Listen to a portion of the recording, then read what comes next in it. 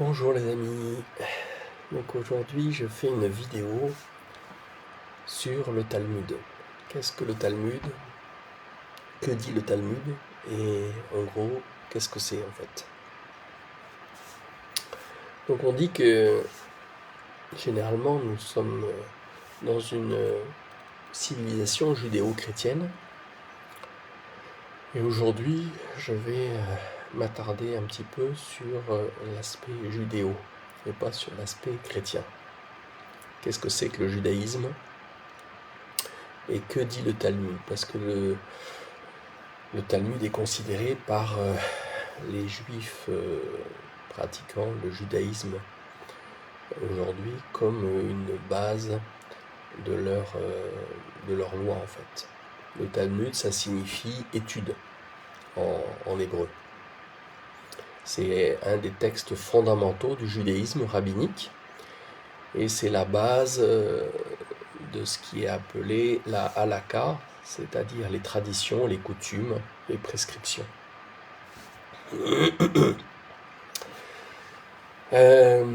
C'est pas exhaustif ce que je vais dire aujourd'hui, mais c'est juste pour vous faire découvrir un peu qu'est-ce que c'est que le judaïsme réellement et sur quoi est fondé le judaïsme en fait. Parce que pour beaucoup, le judaïsme, c'est une religion fondée sur la Bible. Et aujourd'hui, on va voir qu'il y a des enseignements dans le judaïsme qui sont très éloignés de ce que la Bible enseigne. Donc il y a deux Talmuds, le Talmud de Jérusalem et le Talmud de Babylone. Le Talmud de Jérusalem a été rédigé vers le IIe siècle environ.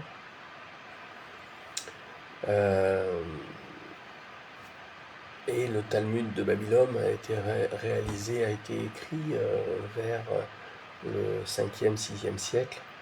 Et donc c'est une compilation de ce que la Bible nous dit, c'est-à-dire la tradition des anciens. Et Jésus a dit, pourquoi vous annulez la parole de Dieu au profit de vos traditions?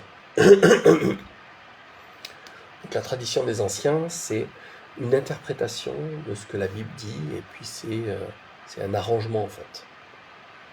C'est principalement des interprétations que les premiers juifs, enfin les juifs de cette époque plutôt, donnaient à la Bible. Comme ils n'étaient pas capables de la mettre en pratique, ils essayaient de l'arranger. Donc,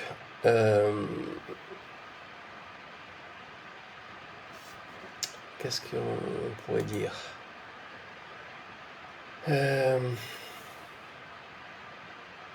Donc le Talmud est enseigné et étudié dans les synagogues et les rabbins. Le judaïsme tel qu'il est connu aujourd'hui a ses fondements en fait dans cette tradition, dans ces traditions orales, dans ces interprétations, et donc il y a eu des rédactions au cours de plusieurs siècles de ce qu'est la tradition orale. Voilà, ça c'est une présentation. Donc je vais vous lire certains passages pour vous montrer quels sont, sur quoi s'appuient en réalité les juifs pratiquants le judaïsme, sur quel fondement ils se sont installés, et sur quel fondement ils sont installés, pour que vous puissiez comprendre un peu leur mentalité. Alors je parle bien sûr ici des juifs pratiquant le judaïsme talmudique, et c'est la grande majorité de ces pratiquants du judaïsme. L'immense majorité des pratiquants sont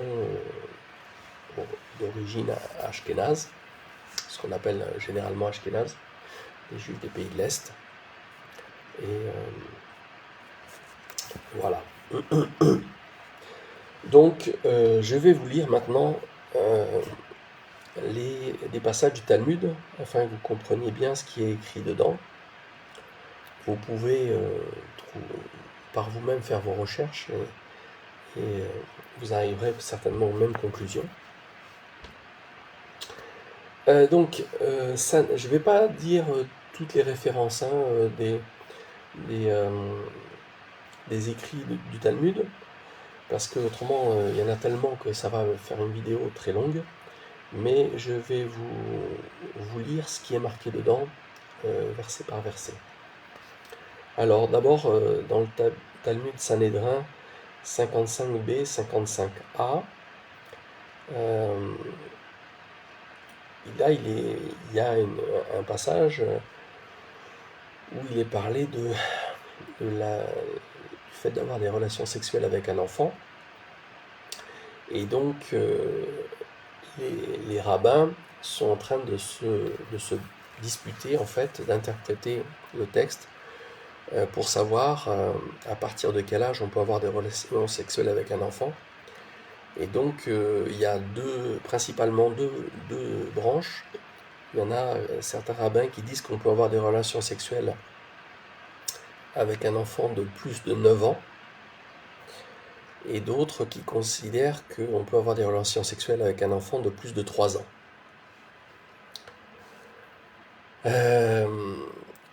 Donc ceux qui considèrent qu'on peut avoir des relations sexuelles avec un enfant de plus de 9 ans considèrent qu'en dessous de 9 ans, si on a des relations sexuelles avec lui, si on pratique des relations sexuelles, eh bien elles ne sont pas considérées comme des relations sexuelles.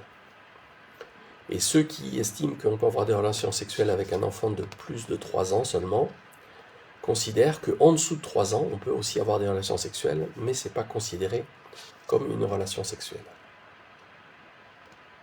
Voilà. Donc, principalement, il y a deux aspects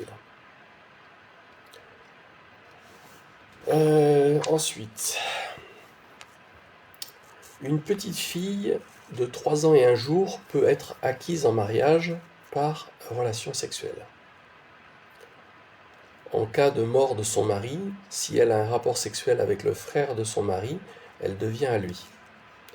Une telle fille est considérée comme femme mariée, donc on peut se rendre coupable d'adultère à travers elle. Voyez-vous ? Ça, je vous donne la référence quand même, c'est dans le Talmud Sanhédrin 55b. Un homme...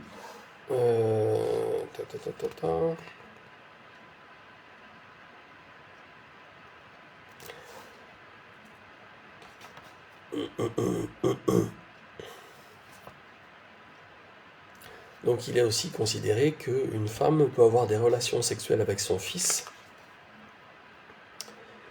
et que si les relations sexuelles sont faites avec son fils et que le fils a moins de 9 ans, c'est pas considéré comme une relation sexuelle. Et par contre, s'il a plus de 9 ans, c'est considéré comme une relation sexuelle.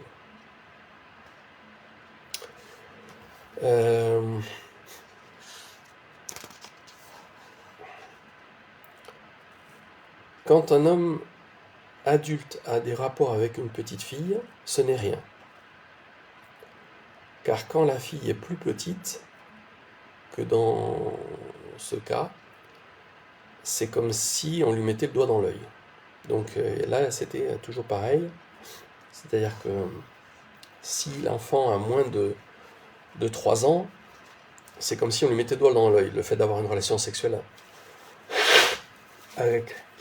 Ou si l'enfant a moins de 9 ans, ça dépend des enseignements.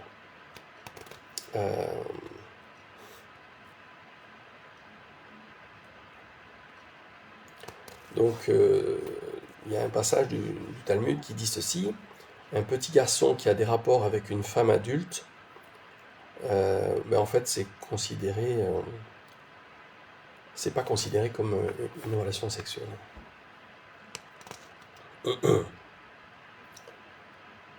Donc Rabbi Naham ben Isaac a dit au sujet des enfants païens,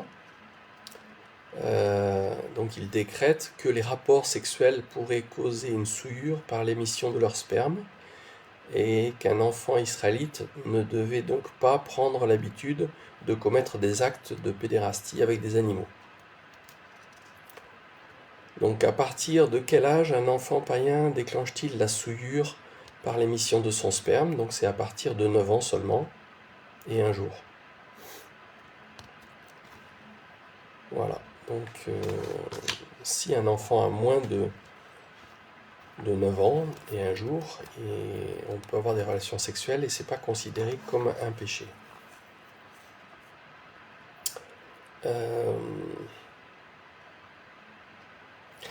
Donc un adultère n'est pas considéré comme un adultère si un homme a une relation sexuelle avec une femme qui n'est pas sa femme, et si le rapport sexuel est effectué avec un sexe qui est mou, c'est pas considéré comme un adultère.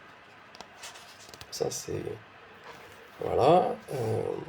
Donc qu'est-ce que le Talmud dit par rapport à Ève? Le serpent a une relation sexuelle avec Ève.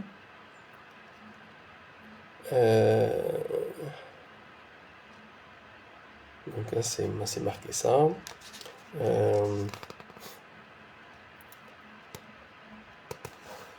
Donc, en propos des relations sexuelles entre Adam et Ève, Rabbi Éléazar demande un peu plus loin qu'est-il signifié par ce passage des Écritures? Celle-ci, enfin, est os de mes os et chair de ma chair. Vous connaissez ce passage dans la Bible, et donc il enseigne que ce passage enseigne que Adam a eu des relations sexuelles avec toutes les bêtes du jardin et tous les animaux, mais il ne trouvera de satisfaction qu'avec Ève. Donc le Talmud enseigne que Adam a eu des relations sexuelles avec tous les animaux que Dieu avait mis autour de lui. Et quand il a dit « Voici enfin celle qui est os de mes os, chair de ma chair », c'est parce que c'est seulement avec Ève qu'il a trouvé une satisfaction. Donc ça, c'est le Talmud qui enseigne ça. Le rabbin Joshua ben Lévi dit ceci: « Il y avait une ville sur la terre d'Israël où la légitimité d'un habitant était disputée, et Rabbi envoya Rabbi Ramanos qui mena une enquête. Rabbi Ramanos trouva dans cette ville la fille d'un prosélyte, c'est-à-dire d'un converti au judaïsme, qui n'avait pas encore 3 ans et un jour. Et Rabbi a déclaré: elle peut vivre avec un prêtre, c'est-à-dire qu'elle peut se marier avec un prêtre. Elle avait 3 ans et un jour.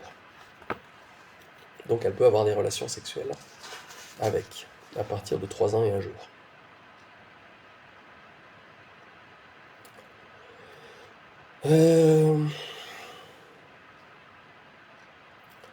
Une femme qui a des rapports sexuels avec une bête, avec un animal, peut épouser un prêtre, c'est-à-dire un lévite.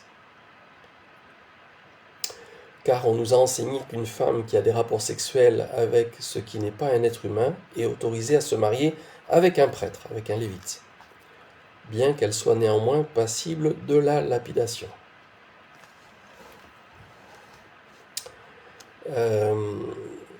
Rabbi Bebaï a récité tous ces cas particuliers devant Rabbi Naham. 3 catégories de femmes peuvent utiliser un absorbant, c'est-à-dire pour éviter d'avoir une fécondation du sperme dans leurs relations sexuelles avec leur mari. Une mineure, c'est-à-dire une femme qui a moins de 9 ans ou moins de 3 ans selon l'interprétation.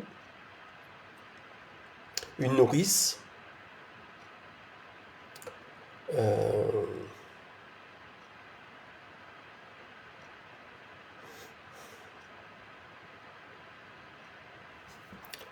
voilà. Alors,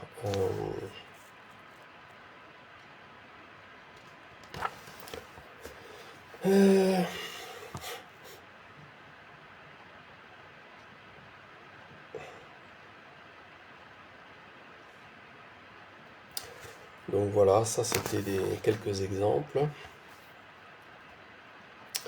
Je cherche au fur et à mesure que je vais... ah oui, voilà. Je vais vous partager maintenant par rapport à la prière du Kol Nidré. Peut-être ça vous dit rien, moi non plus ça me disait rien.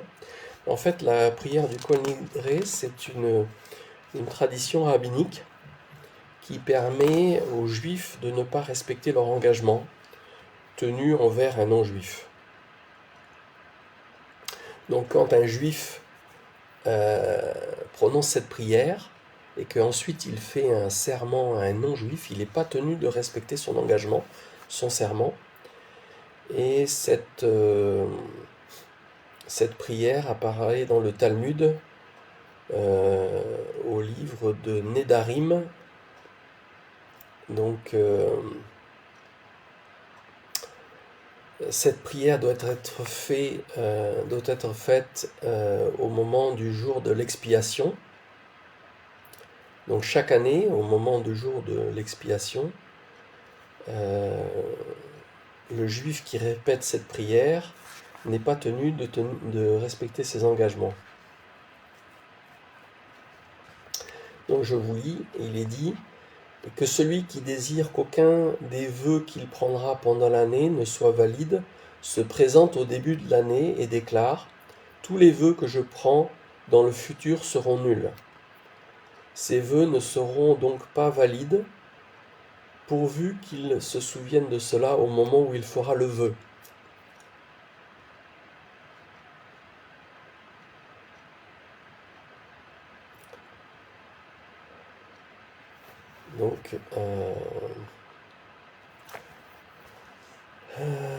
Donc ce texte a pour effet de déclarer invalide tous les vœux pris par le croyant entre le jour de l'expiation des péchés et l'année d'après. Donc selon les traditions, cette prière est valable que pendant un jour ou alors pendant toute l'année. Ça dépend des traditions rabbiniques. Ça dépend de leur interprétation en fait.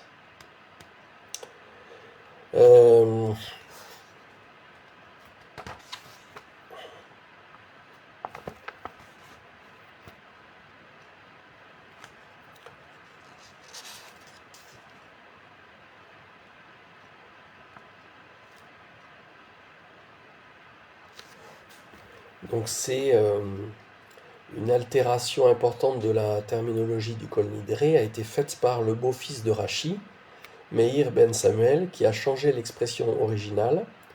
Donc c'était depuis le jour de l'expiation des péchés jusqu'à celui-ci, depuis ce jour de l'expiation des péchés jusqu'au suivant. Donc il y a eu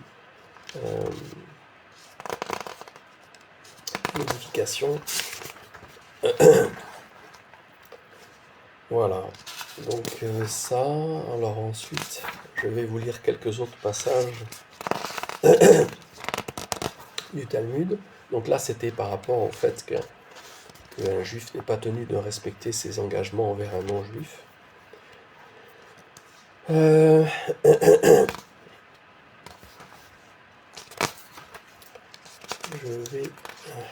Excusez-moi, je cherche le passage.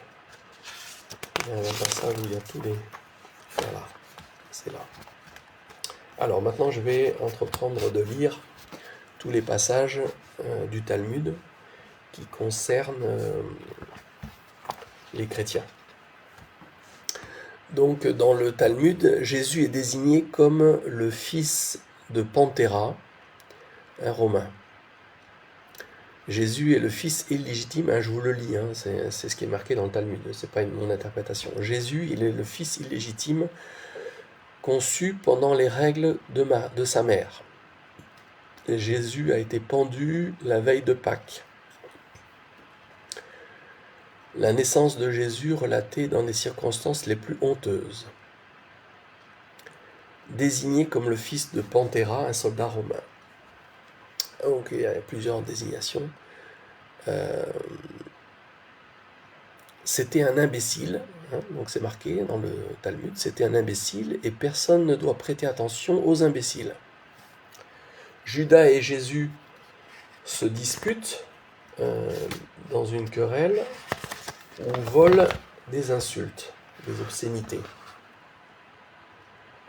Judas, au cours de cette querelle, là c'est une interprétation, mais c'est une explication plutôt, mais il est dit que Judas a pissé sur Jésus.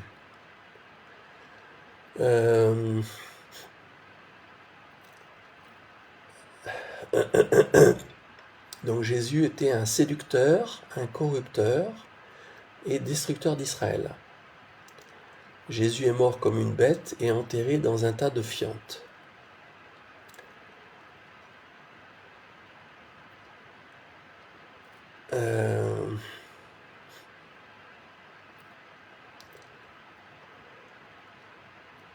Il ne faut pas donner l'impression qu'on pourrait avoir du respect pour Jésus. Ne pas donner par accident l'impression d'avoir du respect pour Jésus. Les chrétiens sont des idolâtres, ne pas les fréquenter. Ne pas fréquenter les chrétiens, ils versent le sang. Ne pas fréquenter les chrétiens, ils répandent le sang. Se méfier des chrétiens quand on voyage avec eux à l'étranger.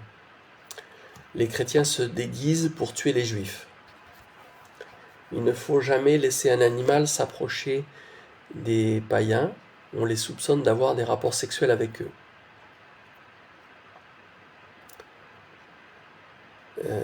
Donc c'est pas toujours textuel, hein, c'est l'explication aussi des fois. Donc il y a un passage qui suggère que les chrétiens ont des relations sexuelles avec des animaux.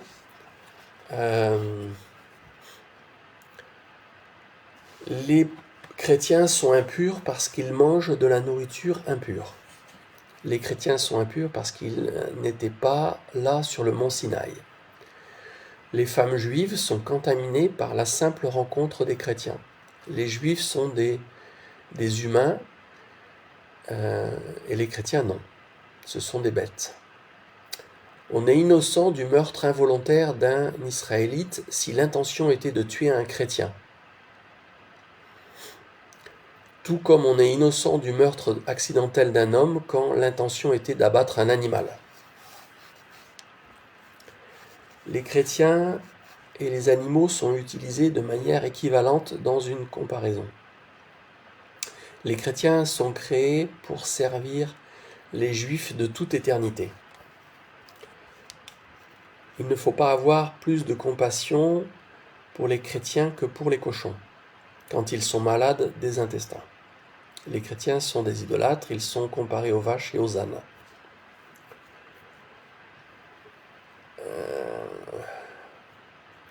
Les rapports sexuels des chrétiens sont comme ceux des bêtes. La semence des chrétiens vaut bien celle des bêtes. Sont nuls les mariages entre chrétiens et juifs. Ça c'est intéressant, vous allez voir. Le taux de naissance des chrétiens doit être diminué matériellement, de manière volontaire. Vous comprenez pourquoi ils veulent réduire la population mondiale. Là, je vous donne la référence quand même, c'est dans Zohar 2, 64b. Les chrétiens sont des enfants du serpent de la Genèse. Donc, ils estiment dans le Talmud que Ève a eu des relations sexuelles avec le diable. Et donc là, ils disent que les chrétiens sont le résultat de ces relations sexuelles.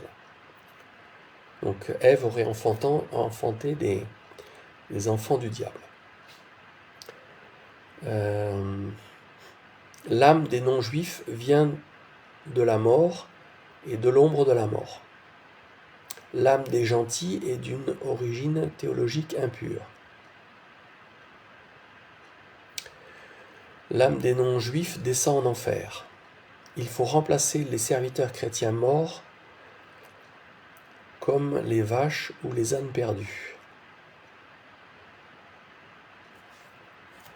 Les juifs ont droit d'être appelés des hommes, pas les chrétiens.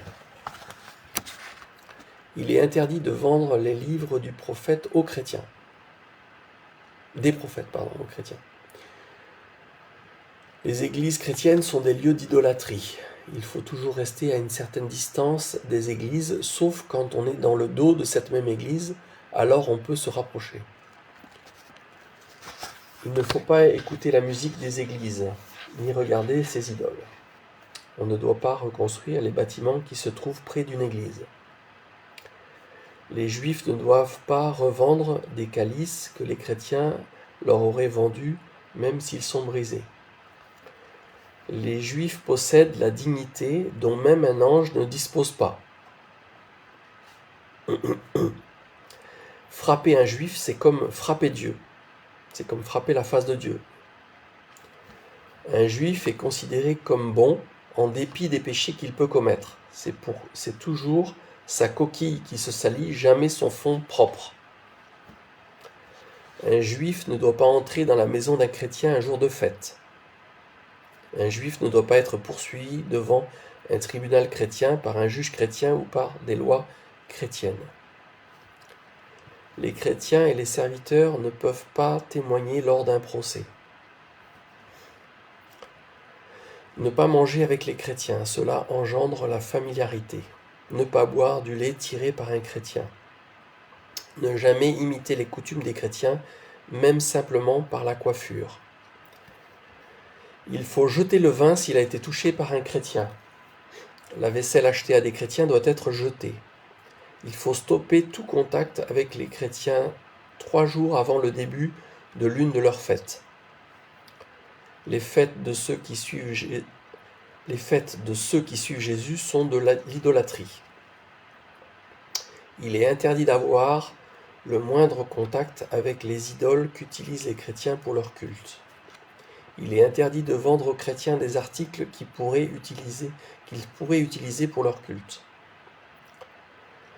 Ne pas vendre de l'eau à un chrétien s'il va l'utiliser pour un baptême. Ne faire aucun commerce avec les chrétiens pendant leur jour de fête. S'il est connu que le chrétien n'est pas pratiquant, on peut lui envoyer des cadeaux. Donc si le chrétien n'est pas pratiquant, il n'y a pas de problème. Il ne faut envoyer de présents à un chrétien que s'il est irreligieux. Un enfant ne doit pas être allaité par une nourrice chrétienne, car son lait lui donnerait une nature maléfique. Les nourrices chrétiennes conduisent les enfants à l'hérésie. Évitez les médecins chrétiens qui ne sont pas très bien connus du voisinage. Il faut éviter l'aide médicale des idolâtres, sous-entendu des chrétiens. Ne pas aller à un barbier chrétien à moins d'être accompagné par un juif.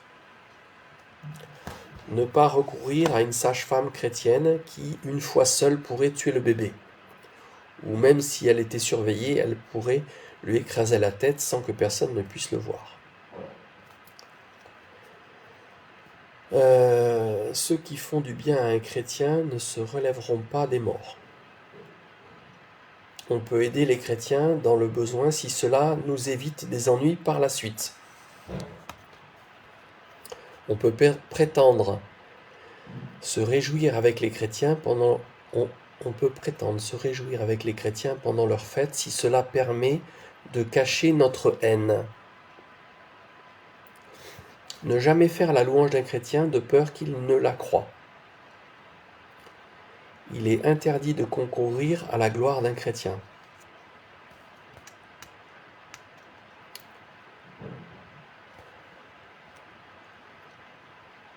Leurs idoles, c'est-à-dire leurs objets de culte, doivent être détruits ou appelés par des noms méprisants. Je ne sais pas ce que ça veut dire. Bon, c'est pas grave. Il faut railler les objets de culte chrétiens. Il est interdit de souhaiter du bien à un chrétien.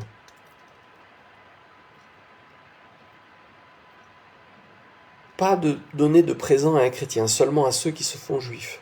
Il est interdit de faire un présent à un chrétien. Cela encourage l'amitié.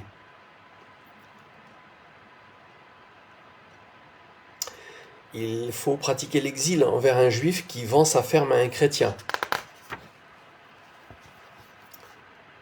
Il est interdit d'enseigner un métier à un chrétien. La propriété d'un chrétien appartient au premier juif qui la réclame. Si par erreur un chrétien rend trop d'argent, il faut le garder. Les juifs peuvent garder sans s'en inquiéter les affaires perdues par un chrétien. Il est permis de tromper les chrétiens. Les juifs qui trompent un chrétien doivent se partager le bénéfice équitablement. Les clients chrétiens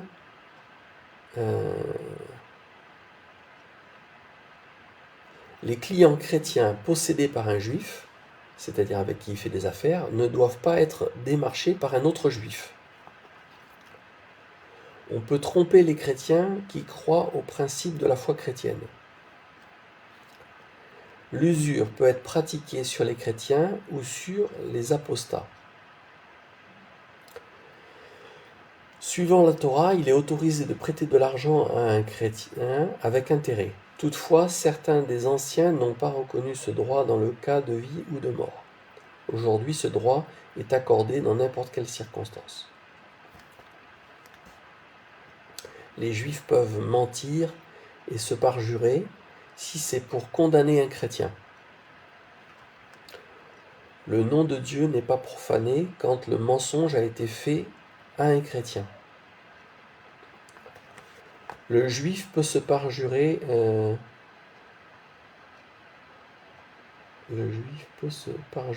la conscience claire, c'est-à-dire qu'il peut rompre son serment en ayant la conscience totalement claire, s'il l'a fait envers un chrétien. Les juifs peuvent jurer faussement en utilisant des phrases à double sens ou tout autre subterfuge. Les juifs doivent en permanence tenter de tromper les chrétiens. Il ne faut jamais guérir un chrétien à moins que cela ne le transforme en un ennemi d'Israël. Il est interdit de procéder à l'accouchement d'une chrétienne le samedi. Il est permis de tuer indirectement un chrétien, par exemple, si quelqu'un qui ne croit pas en la loi tombe dans un puits dans lequel se trouve une échelle, il faut vite retirer l'échelle. En ce qui concerne les chrétiens qui ne sont pas des ennemis, un juif ne doit néanmoins pas intervenir pour les prévenir d'une menace mortelle. Donc si il y a une menace qui concerne un chrétien, le juif ne doit pas le prévenir. Même ceux qui ne sont pas des ennemis des juifs.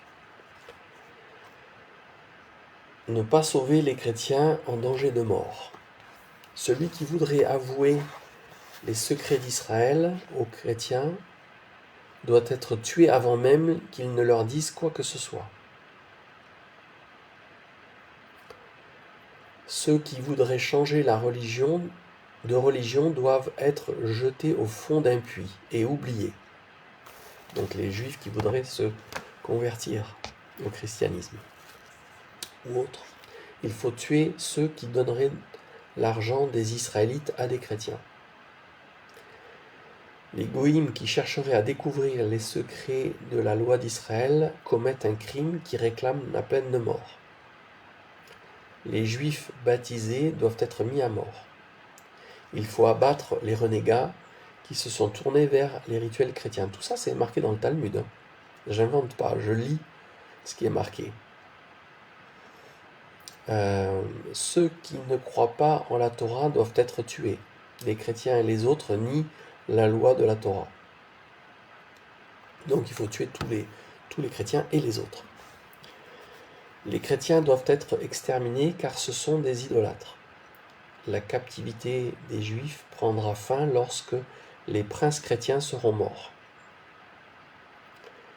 Les princes chrétiens sont des idolâtres, ils doivent mourir. Quand Rome sera détruite, Israël sera racheté.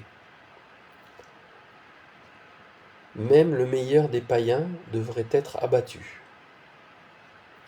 Si un juif tue un chrétien, ce n'est pas un péché.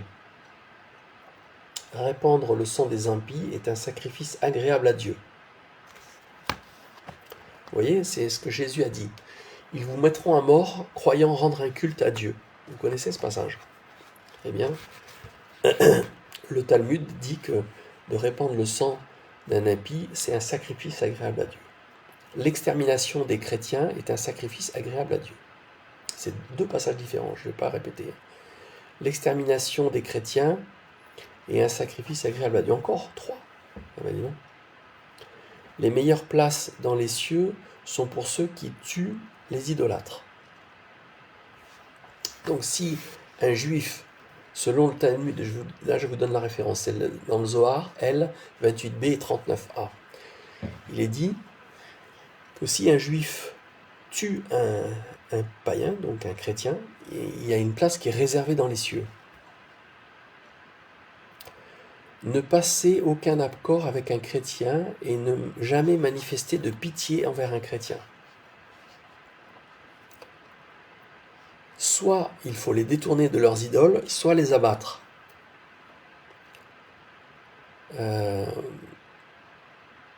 Où les juifs sont fortement installés, il ne faut plus tolérer la présence des idolâtres, donc des chrétiens et des autres. Tous les habitants d'une ville doivent contribuer aux frais nécessaires à l'élimination d'un traître parmi eux. Il est permis de décapiter les goïms le jour de l'expiation des péchés, même si cela tombe également un jour de Shabbat.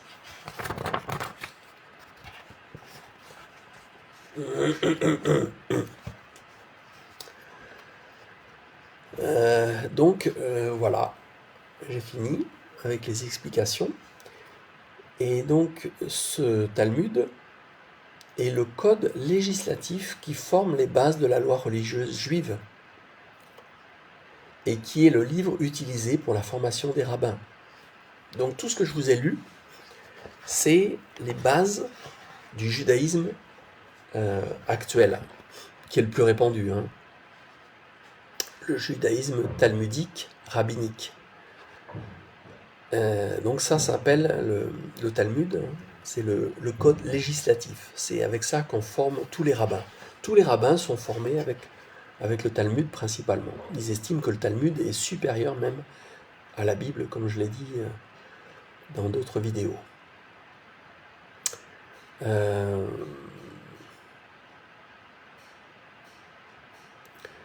Donc voici les fondements de la civilisation judéo-chrétienne. Donc la partie judéo, comme j'ai dit, je l'ai abordée aujourd'hui. Donc vous voyez un petit peu à quoi nous sommes exposés. Je vais terminer là pour aujourd'hui, parce qu'autrement la vidéo sera trop longue. Et puis si vous voulez faire vos recherches vous-même, eh bien achetez un Talmud, ou sinon lisez la Bible. Shalom, shalom à tous. Bonne journée, à bientôt pour de prochaines vidéos.